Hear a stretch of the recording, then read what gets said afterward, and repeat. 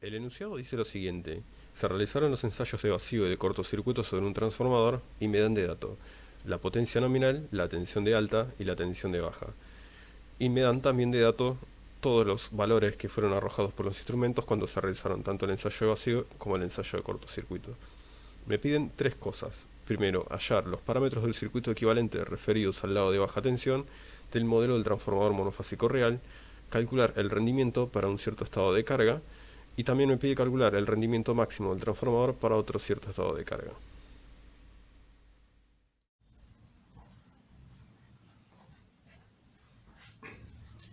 Bien, continuamos con el cálculo del rendimiento. El enunciado nos pide calcular el rendimiento del transformador que venimos analizando para una carga conectada en el lado de baja tensión que demanda el 80% de su corriente nominal y que además me da de dato el coseno de phi, que no lo noté, que es el de la carga, es de 0,8 y nos dice que es inductivo, nos aclara que es inductivo.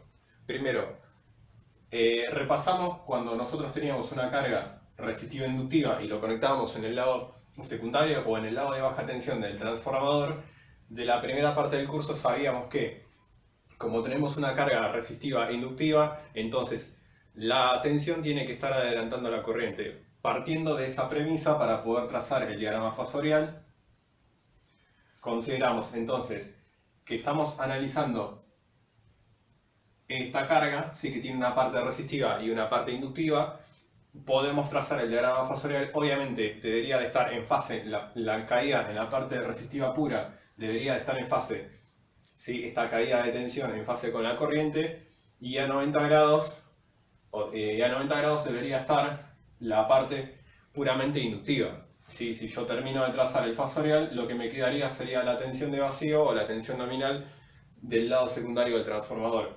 Pero claro, yo tengo una diferencia o una variación o un delta de tensiones según sea la naturaleza de la carga que yo estoy conectando en el lado secundario del transformador. Es decir, que tengo un delta B o un delta U, como quieran llamarlo, pero tengo una diferencia de tensiones.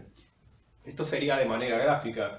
Puedo considerar estos dos segmentos, sumarlos y poder obtener este delta U que estoy hablando o que estoy considerando, y recordando que de manera gráfica lo veo de esta manera, y si yo puedo expresarlo de manera matemática, lo que obtengo es esta expresión, ¿verdad? En conclusión, tengo la tensión nominal, sí, que está variando con respecto a la tensión propia de la carga. Entonces, lo que yo necesito, o mejor dicho, si yo puedo despejar la tensión, esta B2, ¿sí? Lo que me va a quedar es la diferencia de esta tensión, ¿sí? La de vacío o la nominal, menos toda la caída producto de la carga que yo estoy conectando, ¿sí? Considerando la parte resistiva y la parte inductiva. Bien, pero recordar que todos estos parámetros ya los calculé en la parte inicial, ¿sí? Cuando hice el análisis de los ensayos. Estoy considerando en este caso, ¿sí? Aquellos parámetros que están representando a los arrollamientos al devanado o al bobinado, ¿sí? Referidos al lado de baja tensión. ¿Por qué? Porque estoy conectando la carga en el lado de baja tensión del transformador. Bien, con esa salvedad voy a calcular lo que me está pidiendo el problema, es decir, necesito calcular el rendimiento del transformador. Para poder hallar el rendimiento del transformador, recordando la teoría, es la relación que existe entre la potencia de salida y la potencia de entrada, es decir, aquella que veo en el lado secundario, lo que va a estar consumiendo la carga, y todo lo que yo necesito en el lado primario para poder abastecer esa potencia. Es decir, que esa potencia de entrada en realidad va a ser igual a esa potencia de salida más las potencias de pérdida. ¿Por qué? Porque recordamos que cuando nosotros hacíamos el análisis del transformador monofásico ideal, el rendimiento era el 100%. ¿Por qué? Porque no consideramos pérdidas. Los arrollamientos eran ideales y el núcleo del transformador también era ideal. Pero en este caso estoy haciendo un análisis de un transformador real, es decir, que va a tener pérdidas, ¿sí? Aquellas que yo representé e hice el análisis en los puntos anteriores con respecto a los ensayos. ¿Sí? Recordar siempre que estoy modelizando un transformador, y ahora lo que estoy haciendo es un ejercicio, pero considerando esa modelización de ese transformador real. ¿Cuáles son esas pérdidas? Bueno, aquellas que están representadas en el hierro o en el núcleo del transformador, y en el cobre o en los arrollamientos devanados o bobinados. Es decir, que tengo que considerar siempre esas dos cuestiones, ¿sí? Tanto a los arrollamientos como al núcleo del transformador.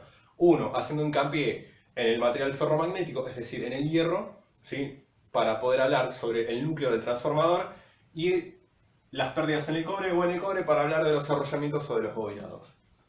Bien, ahora vamos a hacer el análisis justamente de esto, de esta parte, ¿sí? De las pérdidas. Recordar que la potencia, ¿sí? La potencia de cortocircuito, la potencia que yo estoy midiendo cuando hago el ensayo, que dijimos que como está circulando la corriente por ese bobinado va a generar calor, estoy considerando una I cuadrado de R.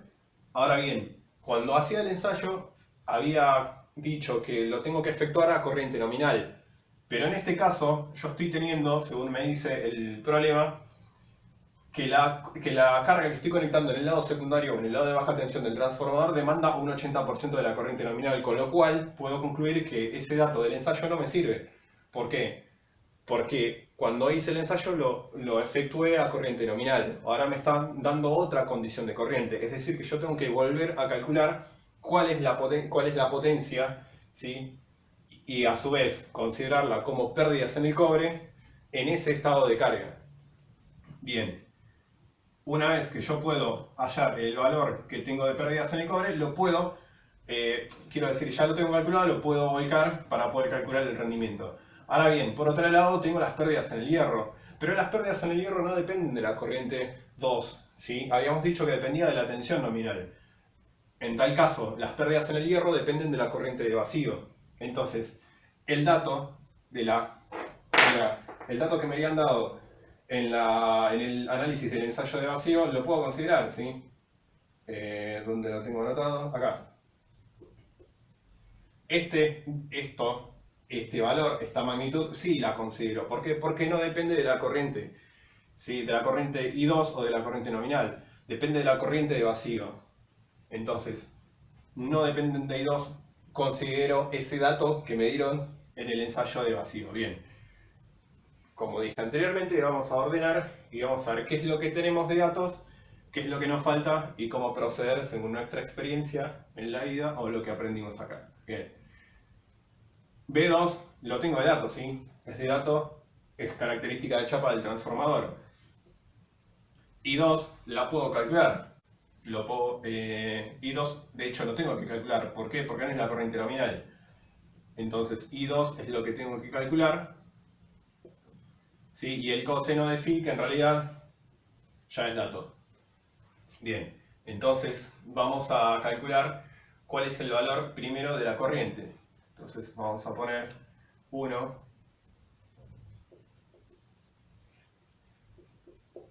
cálculo de I2. I2, ¿cómo hago el cálculo de I2? Y bueno, yo sé que tiene que ser 0,8 por I2 nominal, es decir... 0,8 por, si recuerdan, era 30 amperes, la corriente que habíamos hallado cuando hicimos el análisis del ensayo de cortocircuito. Así que es de 24 amperes. Bien, teniendo de dato entonces ya la corriente, esto lo pude hallar, lo que me faltaría ahora es averiguar cuál es el valor de las pérdidas en el cobre, considerando ese estado de carga que estoy conectando en el lado secundario del transformador. Entonces, pude hallar que es de 24 amperes por, esto lo había calculado en la parte anterior, R equivalente 2, 0,73, y esto me da las nuevas 95,04 vatios. Bien.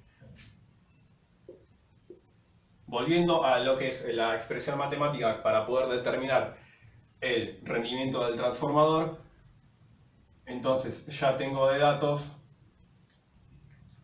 esto lo pude calcular, esto también es dato, esto también es dato.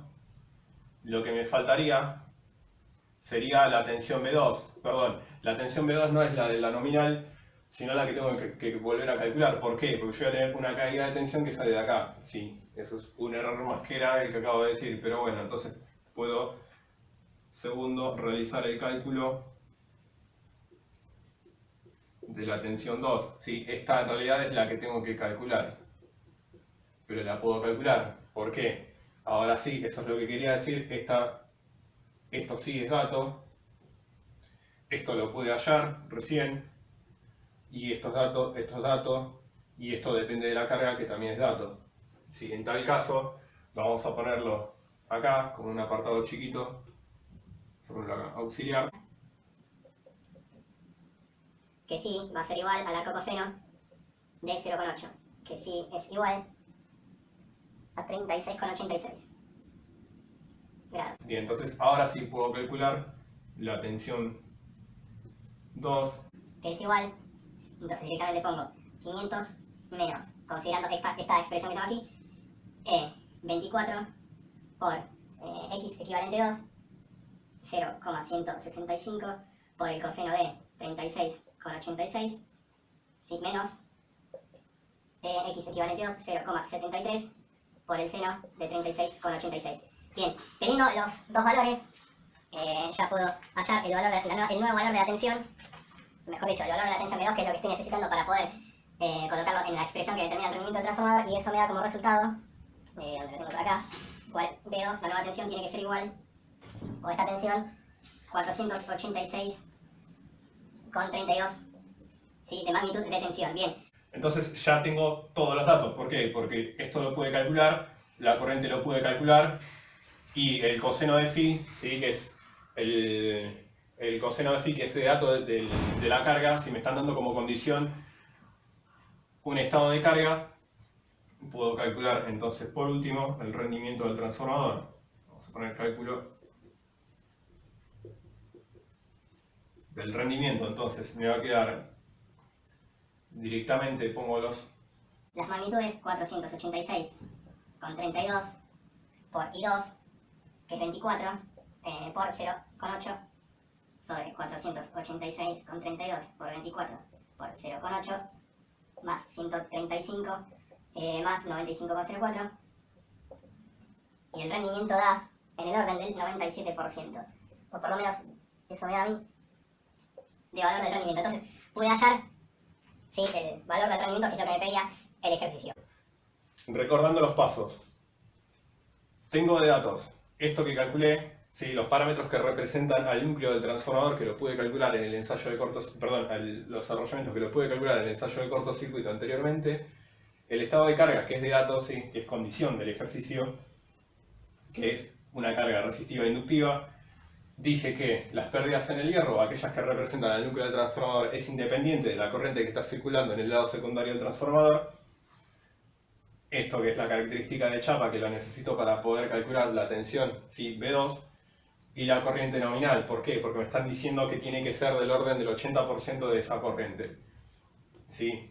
Puedo entonces calcular con estos datos, ¿sí? La corriente, la tensión, que es de dato, y lo que pude hallar en la parte anterior, y una vez que tengo ese valor de tensión, ese valor de corriente, y además pude recalcular lo que se refiere a las pérdidas en el cobre, puedo calcular el rendimiento del transformador.